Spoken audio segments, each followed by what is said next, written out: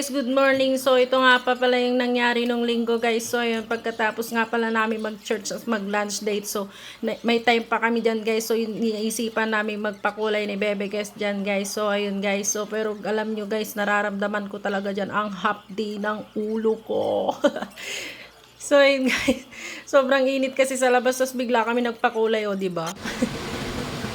So yun guys, tapos na nga pala ako dyan pinulayan guys. So inihintay na lang mapatuyo yung aking buhok guys. So ito na nga guys. Ang kulit-kulit Sabi niyo, dyan. oh!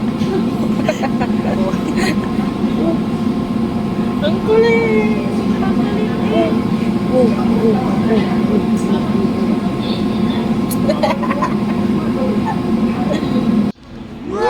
So yun guys, ito na nga pala yung nangyari guys. Yan na yung finished product. Hey!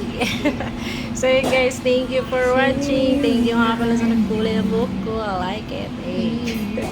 So yun guys, bye-bye!